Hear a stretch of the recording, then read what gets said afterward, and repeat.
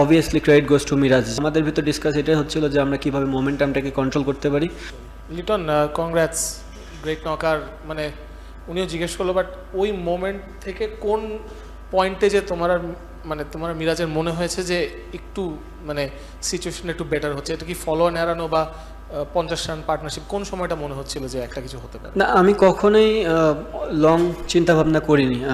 আমি যখন সাকিব ভাইয়ের সাথে স্টার্ট করলাম, সাকিব ভাই খুব তাড়াতাড়ি আউট হয়ে গেছে। সো আমি আর মিরাজ দুজনেই নিউ। একটা ডিসকাশন চলতেছিল যে খেলাটা কতখানি লম্বা টানা যায়, কারণ তারা খুবই ভালো বল করতেছিল। নিউ বল অলওয়েজ চ্যালেঞ্জিং, আর তারা একটা ভালো মোমেন্টামে ছিল। তো আমাদের ভিতর ডিসকাস এটাই হচ্ছিল যে আমরা কীভাবে মোমেন্টামটাকে কন্ট্রোল করতে পারি। Obviously credit goes to Miraz. যেভাবেতে আমার তো হাতে লাগার কারণে আমি খুব একটা শট খেলতে পারতেছিলাম না, বাট মিরাজ তাদেরকে অনেকটা ব্যাকফুটে করে দিয়েছে তার শট খেলে। সো আমার মনে হয় মিরাজের কয়েকটা আর্লি বাউন্ডারি, 5-6টা আর্লি বাউন্ডারি খেলার একটা রিদম তৈরি করেছে। আর ওই 40 ওভার মার্কের সময় একটা ওভার খুররাম শাহজাদের ওভার, বা কিছু কিছু ওভারে 4টা বাউন্ডারি 3টা বাউন্ডারি, মানে তোমারও ব্যাটিং তখন খুব মানে ভালো হচ্ছিল। ওই টাইমটা কি কনফিডেন্ট, মানে হাতে ব্যথা ছিল কিন্তু কনফিডেন্স থেকে আস্তে আস্তে তখন বাড়ছিল? জি, খুররামের যে ওভারটা ছিল ওটা মানে আফটার লাঞ্চ ছিল। সো আফটার লাঞ্চের পর একটা রিফ্রেশমেন্টের জায়গা ছিল। আর আমার কাছে মনে হয়েছিল যে আফটার লাঞ্চ তারাও অনেকক্ষণ ধরে ওভার করেছে, একটু টায়ার্ড ছিল, আর আমি ওই সুযোগটাই নিয়েছি। আর আমার জনের বল ছিল, তাই আমি স্কোর করেছি। লিটন সরি, আমি কয়েকটা করি গান বাংলায় করছি। মিরাজ আউট হওয়ার পর তাসকিনও খুব তাড়াতাড়ি আউট হলো, কিন্তু তারপরে তার মধ্যে ইউ হ্যাড ক্র্যাম্পস।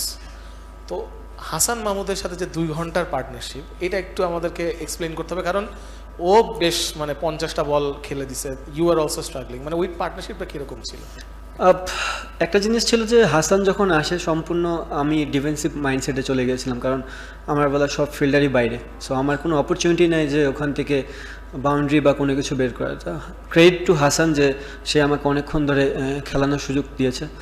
আমার কাছে মনে হয় যে হাসানের সাথে যে কনভারসেশনটা ছিল যে যতক্ষণ আমরা উইকেটে থাকবো 1 রান 2 রান করে কিছু কিছু রান আগাবে, আর যতটা রান আগাবে আমাদের লিডের পরিমাণটা তাদের কমবে। সো ওই প্ল্যানিংয়ে আমরা ব্যাটিং করেছি।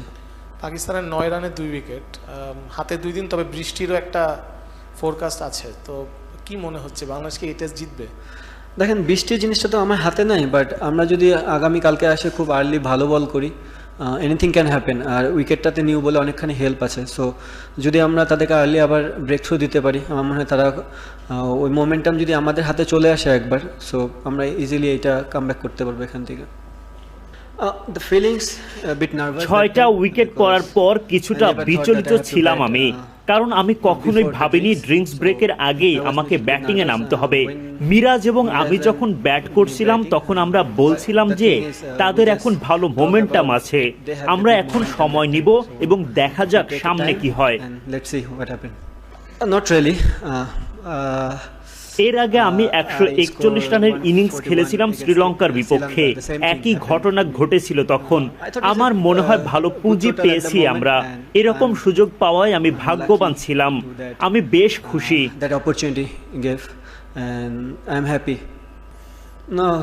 উইকেটের আচরণ পরিবর্তন হলো কিনা আমার মনে হয় না। আগামীকাল হয়তো আরো স্পিন ধরতে পারে, কারণ উইকেট যখন শুষ্ক থাকে তখন পিচে স্পিন ধরে বেশি। আমি মেহেদীর সাথে ব্যাটিং করাটা উপভোগ করি, সে সব সময় ইতিবাচক থাকে। আমরা সব সময় ভেবেছি কিভাবে আমরা রান করতে পারি। জানি আমরা ব্যাকফুটে ছিলাম তখন, তবে সুযোগ ছিল। বড় রান পেতে আমাকে সুযোগ লুফে নিতেই হবে। খুররাম নতুন বলে দারুণ বল করেছে। আমার মনে হয় প্রথম 15 থেকে 20 ওভারে নতুন বল খেলাটা অনেক চ্যালেঞ্জিং ছিল 40 থেকে 45 ওভারের তুলনায়, কারণ বল পুরনো হওয়ায় উইকেট ব্যাটিং এর জন্য কিছুটা ভালো হয়ে গিয়েছিল। After that ball was little bit soft and wicket might be play more better role. আসলে এটা বলা একটু কঠিন। আমি বলতে চাচ্ছি না যে তাদের অনেক সহজেই অল আউট করে দিব। আমাদের দায়িত্ব নিতে হবে বোলিং এবং ফিল্ডিং ইউনিট হিসেবে। যদি আমরা ভালো জায়গায় বল করে যেতে পারি তাহলে তারা সংগ্রাম করবে। এই উইকেটে আসলে ব্যাটিং করাটা সহজ নয়, দ্রুত রান করা কঠিন। এখানে সময় নিয়ে তারপর ব্যাট করতে হয়। যদি আমরা ভালো বল করি তাহলে তাদের চাপে ফেলতে পারবো, কারণ আমাদের পেস এবং স্পিন ইউনিট বেশ ভালো। দেখা যাক কি হয়। It's not same page. না, একই পিচ নয়, একই উইকেট নয়। আগের ম্যাচের পিচে আপনি গিয়েই শট খেলতে পারবেন সহজে, তবে এখানে গিয়ে ছন্দটা ধরে রাখতে হবে। কিছুটা স্লো উইকেট ছিল, ফলে ভাবতে হয় কোন শট খেলতে পারবেন আর কোন শট খেলতে পারবেন না। Take responsibility as a what shot you play. What were the feelings between when 6 down 26 and you both came and what was the discussion between you and Miraj? The feelings a bit nervous that time because I never thought that I have to bat before the drinks, so I was a little bit nervous when Miraj and me batting. The thing is we just talk about they have the good momentum that time, so we take a time and let's see what happens. Hey Liton, this is Behram Qazi from Pro Sports. Congratulations on a very, very fine knock of 138. 26 for 6 and you took the team to 262 and Bangladesh are now even, in with a chance to win this test match. This was your 4th test, 102nd versus Pakistan. Would you say it was your finest ever in your test career? Sorry, what did Would you say that it was the finest ever 100 in your test career? Not really.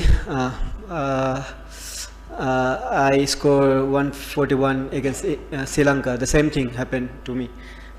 I thought it's a good total at the moment, and I'm lucky to that opportunity gave, and I'm happy.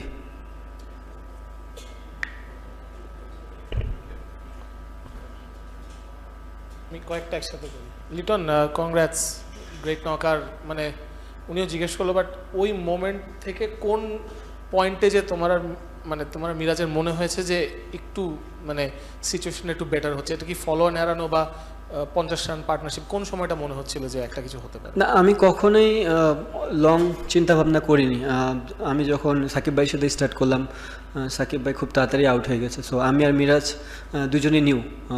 একটাই discussion চলতেছিল যে খেলাটা কতখানি লম্বা টানা যায়, কারণ তারা খুবই ভালো বল করতেছিল। নিউ বল অলওয়েজ চ্যালেঞ্জিং, আর তারা একটা ভালো মোমেন্টামে ছিল। তো আমাদের ভিতর ডিসকাস এটাই হচ্ছিল যে আমরা কীভাবে মোমেন্টামটাকে কন্ট্রোল করতে পারি। Obviously credit goes to Miraz, যেভাবেতে আমার তো হাতে লাগার কারণে আমি খুব একটা শট খেলতে পারতেছিলাম না, বাট মিরাজ তাদেরকে অনেকটা ব্যাকফুটে করে দিয়েছে তার শট খেলে। সো আমার মনে হয় মিরাজের কয়েকটা আর্লি বাউন্ডারি, 5-6টা আর্লি বাউন্ডারি খেলার একটা রিদম তৈরি করেছে।